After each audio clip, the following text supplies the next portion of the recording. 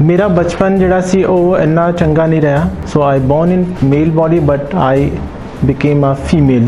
और जो समाज है ये मुझे एक्सेप्ट नहीं करा। मैं इतना ज़्यादा परेशान हो गई, इतना डिप्रेशन में चली गई, मैंने सुसाइड करने की कोशिश की। +1 +2 में थोड़ा ठीक होना शुरू हो गया और फिर मैं ग्रेजुएशन में टॉपर रही पंजाब यूनिवर्सिटी की। कोई प्रेत आत्मा या भूत इहदे अंदर चले गया तो ओझा को लेके गए, पंडितां को लेके गए तो फिर मैनू गर्म चिमटे नाल मेरे शरीर से दागया गया। और 94 में मेरे को लॉ में एडमिशन मिला, तब भी मुझे वहाँ से निकाल दिया गया। मैंने 2016 में Punjab university as a first transgender student admission लिया। जैसे मेल और फीमेल को पालते हैं, हमें भी पालिए।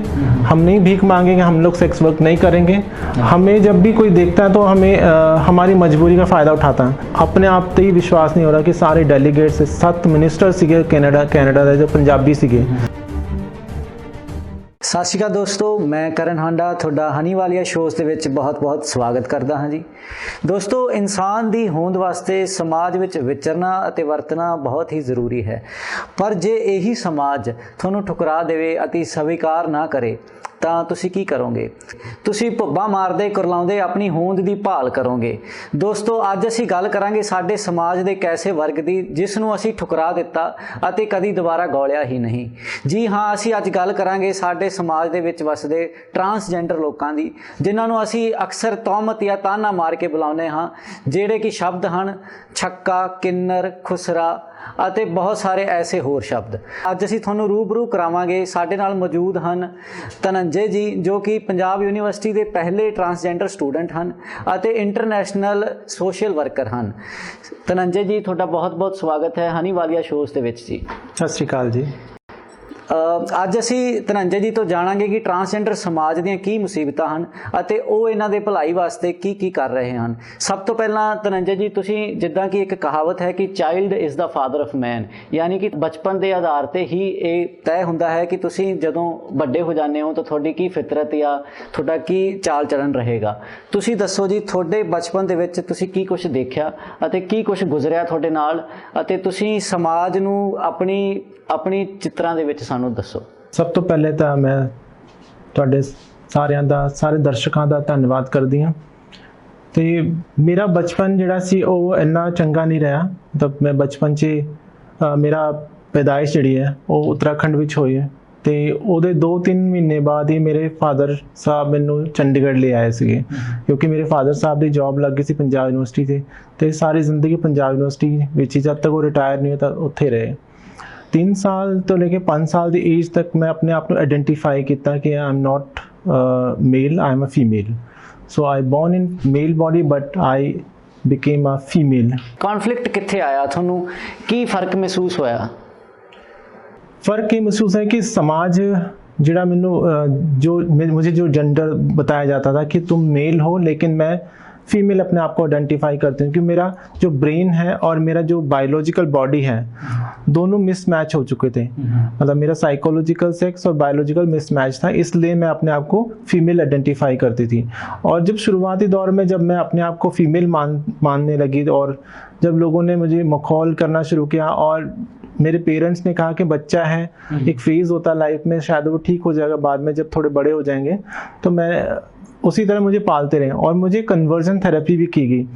लाइक मेरे को ओझा के पास लेके गए, ओझा के पास लेके मुझे झड़वाया गया कि इसके अंदर ਇਹ ਸਭ ਚੀਜ਼ਾਂ ਦਾ ਜਦੋਂ ਤੁਹਾਡੇ ਨਾਲ ਇਹ ਸਭ ਕੁਛ ਤੁਹਾਡੇ ਘਰ ਵਾਲੇ ਕਰਵਾ ਰਹੇ ਸੀ ਜਾਂ ਜੋ ਵੀ ਕਰਵਾ ਰਹੇ ਸੀ, ਤਾਂ ਤੁਹਾਡੀ ਮਾਨਸਿਕ ਜਿਹੜੀ ਹਾਲਤ ਤੇ ਇਸ ਦਾ ਕੀ ਅਸਰ ਹੋਇਆ? ਤੁਸੀਂ ਇਸ ਨੂੰ ਕਿਸ ਤਰ੍ਹਾਂ ਦੇਖਿਆ, ਵੀ ਪੋਜ਼ਿਟਿਵ ਲਿਆ, ਨੈਗੇਟਿਵ ਲਿਆ? ਇੱਕ ਛੋਟਾ ਬੱਚਾ ਕਿਵੇਂ ਦੇਖਦਾ ਜੀ ਇਸ ਚੀਜ਼? मैं बहुत ज़्यादा हैरान सी उस टाइम पे, तो मैं अब इस चीज़ ਨੂੰ ਨੈਗੇਟਿਵ ਵੇ 'ਚ ਲੈ ਕੇ ਗਈ। ਬਾਅਦ 'ਚ ਇਹ ਜਿਹੜੀ ਚੀਜ਼ਾਂ ਬਹੁਤ ਸਾਰੀ ਜੋ ਚੀਜ਼ਾਂ ਇਕੱਠੀ ਹੋ ਕੇ ਡਿਸਫੋਰੀਆ ਹੋ ਗਿਆ, ਮੈਨੂੰ ਬੋਡੀ ਨਾਲ ਡਿਸਫੋਰੀਆ ਹੋ ਗਿਆ। 9th ਐਂਡ 10th 'ਚ ਆ ਕੇ ਮੇਰਾ ਜਿਹੜਾ ਸਾਰਾ ਧਿਆਨ सिर्फ आइडेंटिटी के ऊपर हो गया। जब भी मैं अपने शीशे में शक्ल देखती थी तो मुझे लगता था कि मेरे साथ बहुत गलत हो रहा है और ये समाज है ये मुझे एक्सेप्ट नहीं करा। मैं इतना ज़्यादा परेशान हो गई, इतना डिप्रेशन में चली गई, मैंने सुसाइड करने की कोशिश की। ਤੁਸੀਂ ਸਭ ਤੋਂ ਪਹਿਲਾਂ ਫੈਸਲਾ ਕਦੋਂ ਲਿਆ ਆਪਣੇ ਘਰ ਵਾਲਿਆਂ ਨੂੰ ਕਨਫਰੰਟ ਕਰਨ ਦਾ, ਦੱਸਣ ਦਾ ਕਿ ਮੈਂ ਆਪਣੇ ਬਾਰੇ ਇਦਾਂ ਸੋਚਦੀ ਹਾਂ ਤੇ ਮੈਂ ਇਹ ਕਰਨਾ ਚਾਹੁੰਦਾ? मैं ਜਦੋਂ 7 ਸਾਲ ਦੀ ਸੀ उस टाइम मैं अपनी फैमिली ਨੂੰ ਦੱਸਿਆ ਸੀਗਾ ਕਿ ਮੈਨੂੰ ਲੱਗਦਾ ਕਿ ਮੈਂ ਲੜਕੀ ਹਾਂ।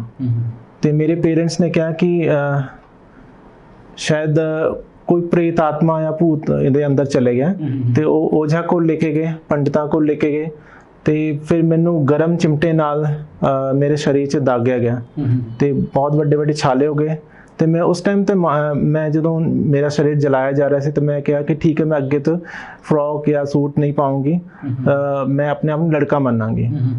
सो फिर ओझा ने कहा कि अब देखो इसके शरीर से वो जो चुड़ैल थी वो निकल गई है, अब ये ठीक हो गया बच्चा। तो ਤੁਸੀਂ ਉਹ ਮੈਂਟਲ ਤੇ ਫਿਜ਼ੀਕਲ ਟੌਰਚਰ ਤੋਂ ਬਚਣ ਵਾਸਤੇ ਲੜਕੇ ਵਾਂਗ ਲੜਕੇ ਦਾ ਰੋਲ ਪਲੇ ਕਰਨਾ ਸ਼ੁਰੂ ਕਰ ਦਿੱਤਾ ਜੀ। ਹਾਂ ਤੇ ਤੁਸੀਂ ਇਹ ਦੱਸੋ ਕਿ ਤੁਸੀਂ ਜਿਸ ਰੂਪ 'ਚ ਅਸੀਂ ਤੁਹਾਨੂੰ ਅੱਜ ਦੇਖ ਰਹੇ ਹਾਂ, ਜੋ ਤੁਸੀਂ ਆਪਦੇ ਆਪ ਨੂੰ ਸੋਚਦੇ ਹੋ ਮੰਨਦੇ ਹੋ, ਤੁਸੀਂ ਇਸ ਰੂਪ 'ਚ ਪੂਰਨ ਤੌਰ ਤੇ ਆਉਣ ਦਾ ਫੈਸਲਾ ਕਦੋਂ ਲਿਆ? ਇਹ ਮੈਂ ਇੰਨਾ ਆਸਾਨ ਤਾਂ ਨਹੀਂ ਸੀਗਾ। 2001 ਵਿੱਚ ਜਾ ਕੇ ਮੈਂ ਇਹ ਫੈਸਲਾ ਲੈਣਾ ਸ਼ੁਰੂ ਕੀਤਾ, लेकिन उसके वास्ते मैंने जो उसके लिए मैंने प्लेटफॉर्म बनाना शुरू कर दिया था कि मुझे ओपन तो होना, कम आउट होना, लेकिन हूँ कहाँ।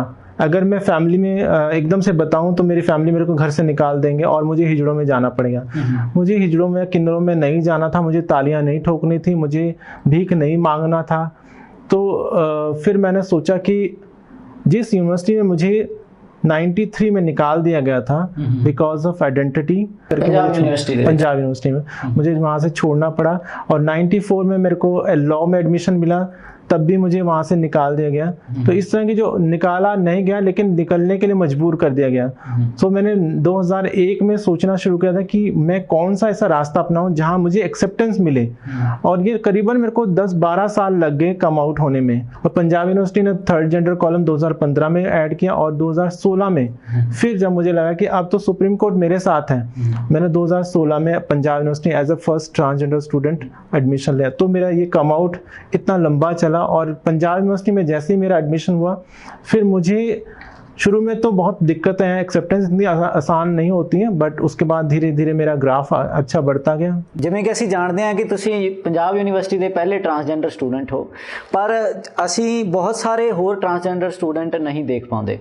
ਕੀ ਇਹਦਾ ਕਾਰਨ ਹੈ ਕਿ ਅਕਸਰ ਸਮਾਜ ਵੀ ਆਰੋਪ ਲਗਾਉਂਦਾ ਹੈ ਕਿ ਟਰਾਂਸਜੈਂਡਰ ਜਿਹੜੇ ਨੇ ਉਹ ਸੈਕਸ ਵਰਕ ਕਰਦੇ ਨੇ, ਝਗੜਾ ਕਰਦੇ ਨੇ, ਕਾਨੂੰਨ ਦੀ ਨਹੀਂ ਮੰਨਦੇ, ਪੁਲਿਸ ਕਰਮਚਾਰੀ ਨਾਲ ਕਈ ਵਾਰੀ ਮਤਭੇਦ ਹੁੰਦੀ ਵੀਡੀਓਜ਼ ਦੇ ਵਿੱਚ ਦਿਖਾਈ ਦਿੰਦੀ ਹੈ, ਬਾਜ਼ਾਰਾਂ ਦੇ ਵਿੱਚ ਨੰਗੇ ਹੋ ਜਾਣਾ।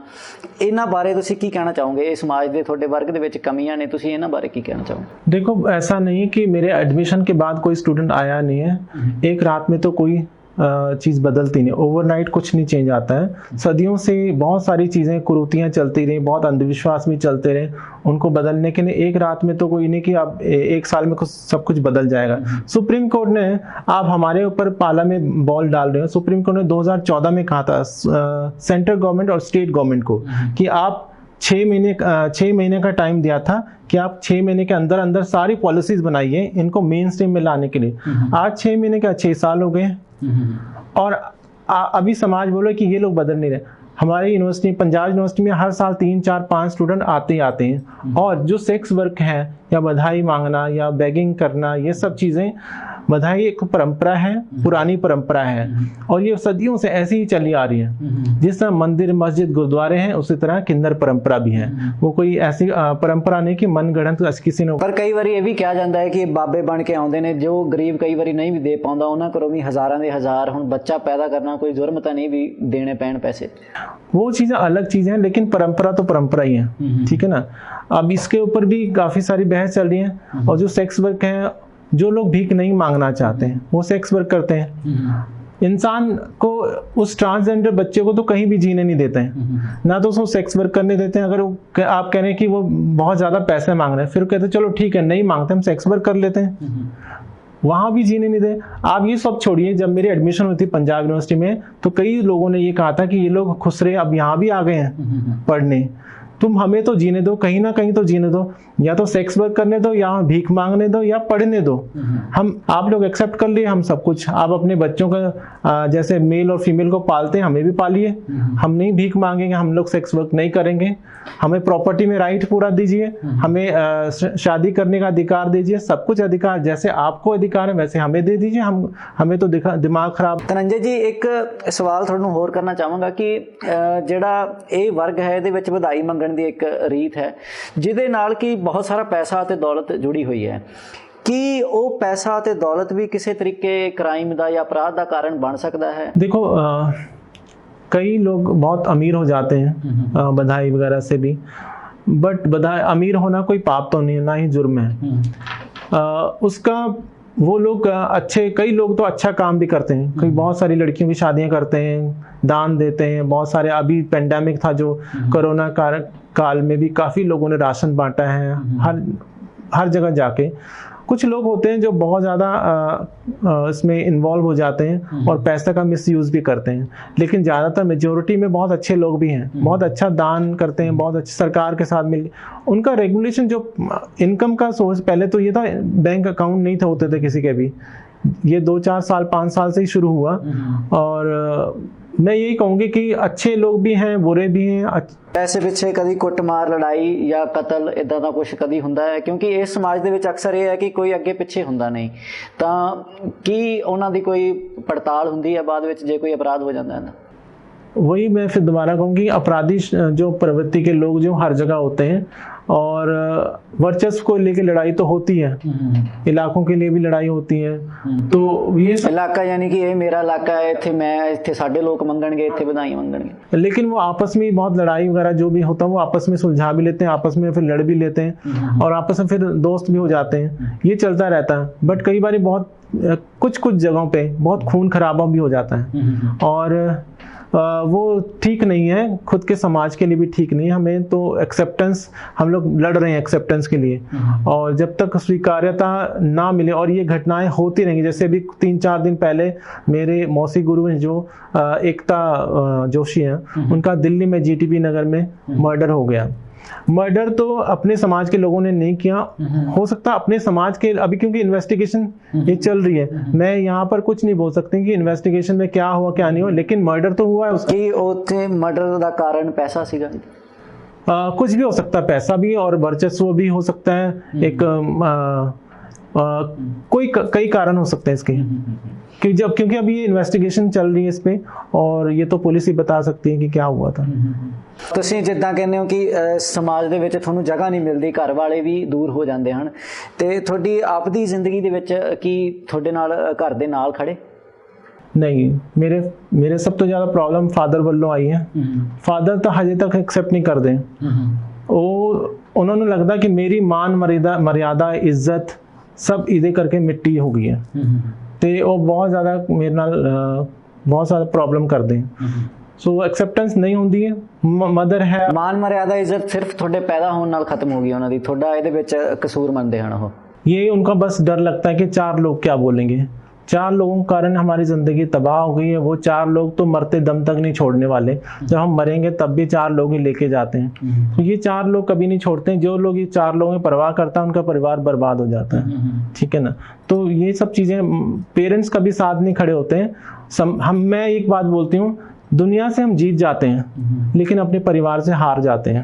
परिवार के सामने उनकी मान मर्यादा कर हम घर से निकल जाते हैं कि तुम खुश रहो, तुम्हारा परिवार आबाद रहे, हम जहाँ भी रहें, सड़कों पे रहें, भीख मांगे, सेक्स वर्क करें, कुछ भी करें, हम अपने पेट खुद पाल लेंगे। ਜਦੋਂ ਪਰਿਵਾਰ ਦੇ ਵਿੱਚ ਤੁਹਾਨੂੰ ਐਕਸੈਪਟ ਨਹੀਂ ਕੀਤਾ ਗਿਆ, ਤਾਂ ਜਿਵੇਂ ਤੁਸੀਂ ਦੱਸ ਰਹੇ ਹੋ ਕਿ ਬਹੁਤ ਸਾਰੇ ਲੋਕਾਂ ਨੂੰ ਸੈਕਸ ਵਰਕ ਵੀ ਕਰਨਾ ਪੈਂਦਾ ਜਾਂ ਹੋਰ ਵੀ ਹਾਲਾਤਾਂ 'ਚੋਂ ਗੁਜ਼ਰਨਾ ਪੈਂਦਾ, ਕੀ ਤੁਹਾਡੇ ਤੇ ਵੀ ਕੋਈ ਐਸਾ ਸਮਾਂ ਆਇਆ ਤੁਸੀਂ ਇਸ ਚੀਜ਼ ਦੇ ਵਿੱਚ ਗਏ?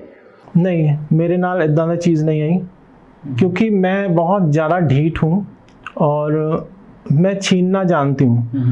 मैंने नौकरियाँ की, छुपके की, जैसा मर्जी की, नौकरियाँ ज़्यादा की। मैंने स्कूल में टीचिंग की है, मैंने हर जगह काम किया है, लेकिन आइडेंटिटी क्राइसिस हमेशा रही है। मुझे जहाँ भी मैंने नौकरी की वहाँ 6 महीने या साल भर से ज़्यादा नहीं हुई है, क्योंकि लोगों को पता चल जाता था कि ये बंदा, ये लड़का नहीं है, कुछ और है। ਜਿੱਥੇ ਤੁਸੀਂ ਨੌਕਰੀ ਕਰਦੇ ਸੀ ਉੱਥੇ ਵੀ ਤੁਹਾਡਾ ਮੰਨ ਲਓ ਕਿਸੇ ਨੂੰ ਪਤਾ ਹੈ ਜਿਹੜਾ ਤੁਹਾਨੂੰ ਨੌਕਰੀ ਤੇ ਰੱਖ ਰਿਹਾ, ਉਹ ਫਿਰ ਉਹ ਵੀ ਕਿਸੇ ਤਰ੍ਹਾਂ ਫਾਇਦਾ ਚੱਕਣ ਦੀ ਕੋਸ਼ਿਸ਼ ਕਰਦਾ ਸੀਗਾ ਜੀ, ਘੱਟ ਤਨਖਾਹ ਦੇ ਕੇ ਜਾਂ ਕਿਸੇ ਹੋਰ ਸਰੀਰਕ ਪੱਖੋਂ ਜਾਂ जितना भी? बिल्कुल, हमें जब भी कोई देखता है तो हमें हमारी मजबूरी का फ़ायदा उठाता है। हमारे साथ बुलिंग, हैरेसमेंट तो चलो ये होता ही है, लेकिन अगर हम किसी के पास जाएं कि मुझे कमरा चाहिए, मकान चाहिए किराए पे, तो अगर 5,000 का कमरा होगा तो वो 10,000 का देंगे, क्योंकि हम लोग 100 घर ढूंढ के एक घर ढूंढते हैं। मतलब 100 घरों के पास जाके कोई एक घर मिलता है, उनको वो हमारी मजबूरी का फ़ायदा उठा। उसी तरह हमारे जेंडर का फ़ायदा जो जॉब देने वाला है वो भी उठाता है, क्योंकि उनको पता है कि ये बच्चा जो है इसको ज़रूरत है और ये कहाँ जाएगा, फिर नौकरी तो करेगा ही। उसके बाद नौकरी के बाद भी बहुत सारी दिक्कतें हैं, वो हमसे ज़्यादा काम करवाते हैं और ऐसा भी काम करवाते हैं जो हम लोग यहाँ बात नहीं कर सकते हैं।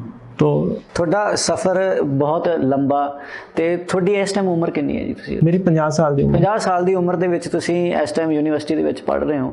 ਜਦੋਂ ਤੁਸੀਂ ਪਹਿਲੀ ਵਾਰ ਇੱਕ ਯੂਨੀਵਰਸਿਟੀ ਦੇ ਵਿੱਚ ਆਏ, ਪੰਜਾਬ ਯੂਨੀਵਰਸਿਟੀ ਦੇ ਵਿੱਚ ਤੁਸੀਂ ਦਾਖਲ ਹੋਏ, ਤਾਂ ਤੁਹਾਨੂੰ ਕੀ ਅਪਰੋਚ ਮਿਲੀ? ਤੁਹਾਨੂੰ ਲੋਕਾਂ ਦਾ ਤੁਹਾਡੇ ਵੱਲ ਵਰਤੇਵਾ ਕਿਹੋ ਜਿਹਾ ਸੀ? ਤੁਸੀਂ ਕੀ ਦੇਖਿਆ? देखो, मैं पहले भी कहा कि जब मैंने अपनी आइडेंटिटी को रिवील करना शुरू किया तो मैं पंजाब यूनिवर्सिटी की शुरुआत की थी। पंजाब यूनिवर्सिटी के डिपार्टमेंट 4-5 डिपार्टमेंट को तो मैंने काफ़ी अच्छा सेंसिटाइज कर लिया। Human rights department, women study, social work, sociology, psychology, anthropology, इन डिपार्टमेंट्स को मैंने काफ़ी सारा सेंसिटाइज ऑलरेडी कर चुकी थी। लेकिन स्टूडेंट को तो सेंसिटाइज नहीं किया था, टीचर्स को किया था। स्टूडेंट जिनको सेंसिटाइज किया था वो छोड़ के चले गए थे, मतलब उनकी स्टडी कंप्लीट हो गई जब तक मेरी एडमिशन हुई। बट टीचर्स का ये था, जब मेरा एडमिशन हुआ, मैं क्लास में गई तो मैं क्लास में अकेली बैठी थी एक साइड पे, बाकी स्टूडेंट एक साइड पे थे, मैं अकेली एक साइड पे। तो जब मेरी टीचर आई तो उन्होंने कहा कि now my class is complete. मेरी दूसरी टीचर आई, उन्होंने कहा कि धनंजय, खाक बनना तो सोने की बनना।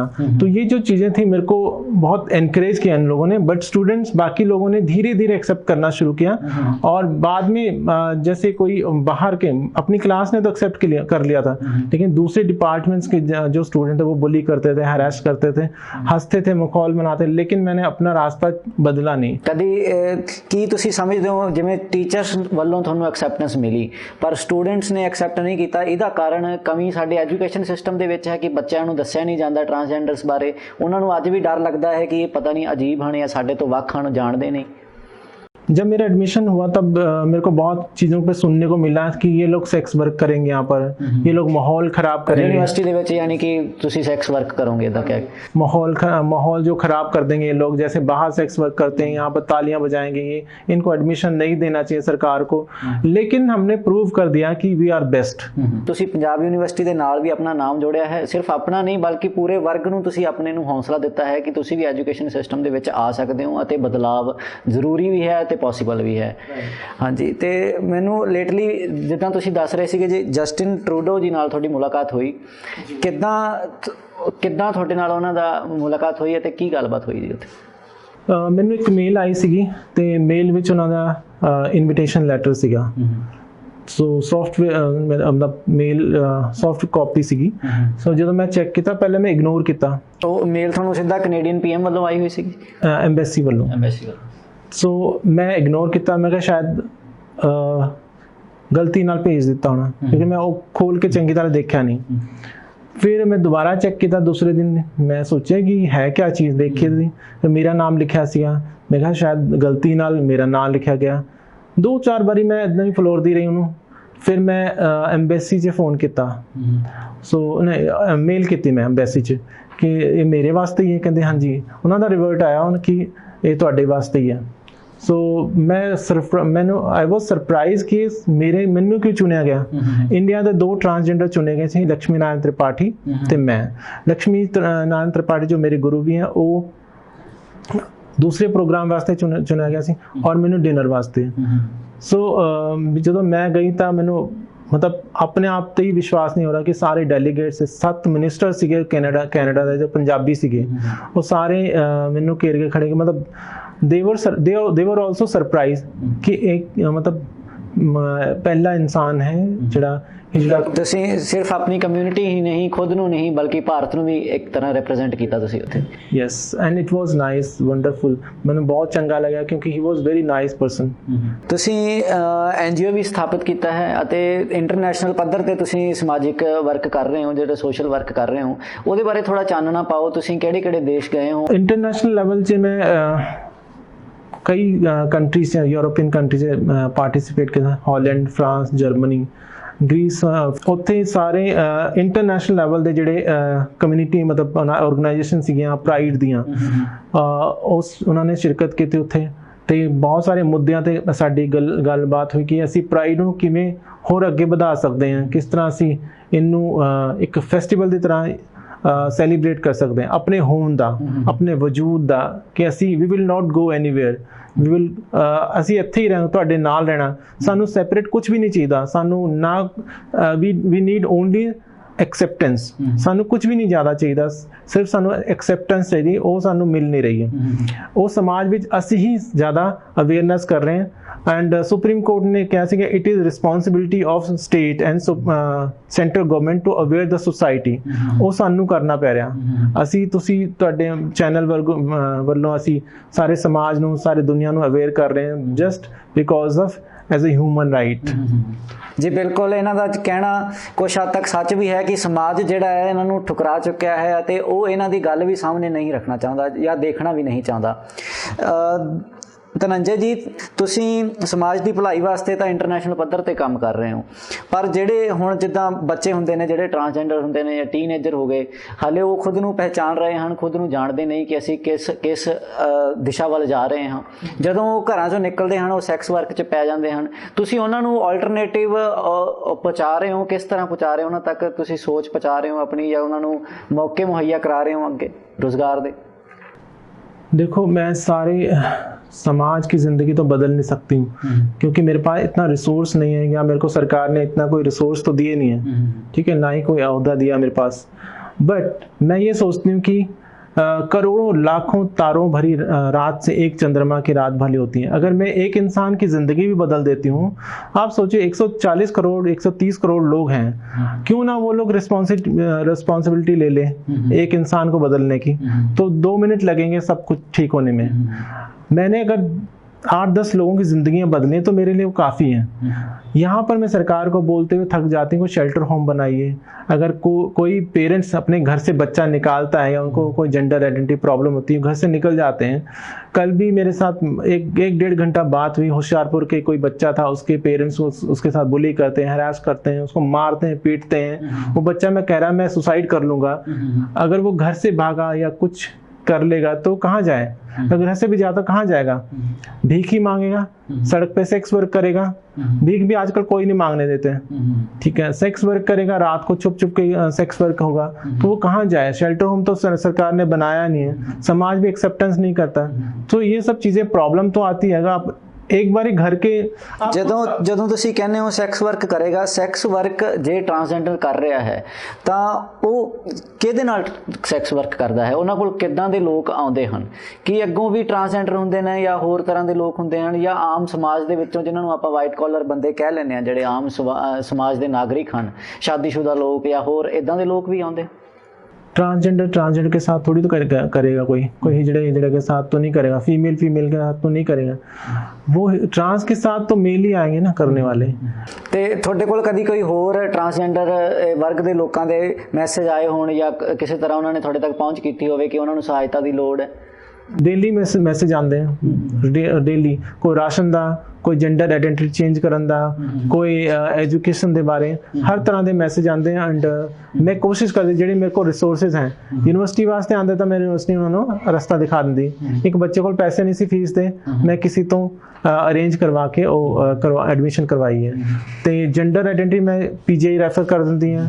जो मेरे को रिसोर्सिस मैं उन्होंने जरूर, किसी को काउंसलिंग की जरूरत है, वो मैं काउंसलिंग कर दी है। मेरा सारा दिन सुबह तो लेकर शाम तक बिजी होता है किसी ना किसी तरीके का।